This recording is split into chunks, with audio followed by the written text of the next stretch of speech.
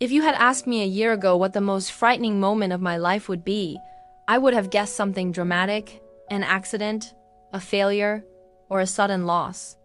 I never imagined it would be a quiet morning, standing alone in my room, staring at a small plastic stick while the city of Lagos slowly woke up outside my window.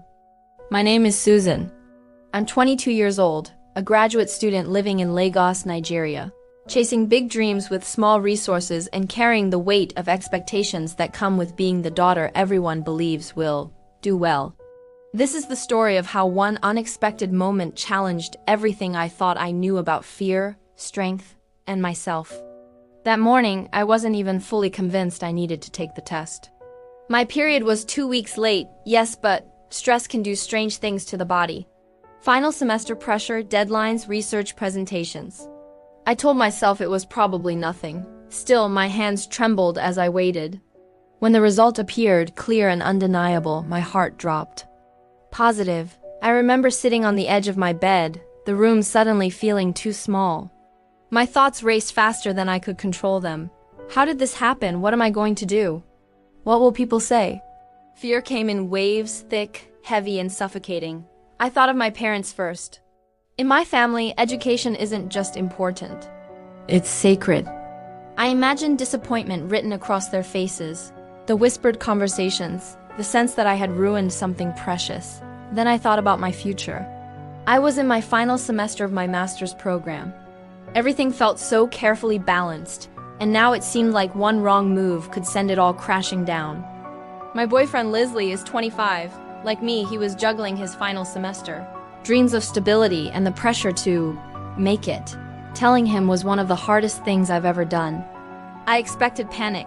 I expected blame. I expected silence. Instead, he listened. We sat together, barely speaking at first. There was fear in his eyes too, real fear, but there was also something else. Calm, care, responsibility. He didn't pretend to have answers. Neither of us did. But he reminded me of something important. We were facing this together.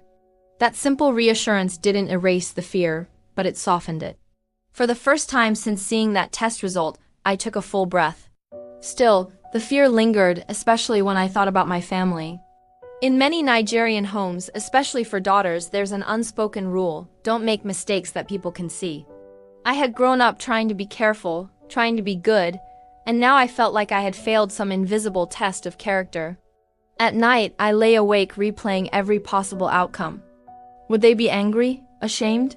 Would this one moment redefine me forever? The hardest part wasn't the uncertainty. It was the loneliness I felt while carrying it in silence.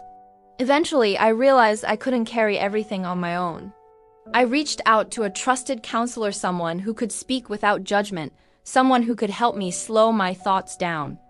For the first time, I said everything out loud: the fear, the confusion, the shame I hadn't even realized I was holding. And something surprising happened. I wasn't judged. I was listened to. I learned that fear grows in isolation, but it weakens when exposed to understanding. I learned that asking for help isn't a sign of failure, it is a sign of self-respect. Encouraged, I slowly opened up to a family member I trusted. My voice shook as I spoke, bracing myself for disappointment. What I received instead was concern and love, not perfection. Not immediate answers, but support. With time, things began to change, not overnight, but gradually. I sought proper information and guidance from healthcare professionals here in Nigeria. I learned what questions to ask. I learned what options existed. Most importantly, I learned that fear doesn't get to make decisions for you. You do. I stopped seeing myself as a disgrace or a failure. I started seeing myself as a young Nigerian woman facing a difficult moment, doing the best she could with the tools she had. That shift changed everything. I learned that strength doesn't always look like confidence. Sometimes it looks like showing up even when you're scared. I learned that people can surprise you in good ways. I learned that your life isn't defined by one moment, no matter how overwhelming it feels at the time. And I learned that uncertainty doesn't mean the end of hope. Often, it's the beginning of growth. What once felt like the scariest moment of my life became a turning point. Not because everything suddenly became easy, but because I stopped facing it alone. Today, when I look back on that morning in my room in Ibadan, I no longer see just fear. I see courage I didn't know I had. I see honesty. I see the power of support, conversation, and self-trust. Life doesn't always unfold the way we plan. Sometimes it arrives quietly, unexpectedly, and demands that we grow faster than we thought possible.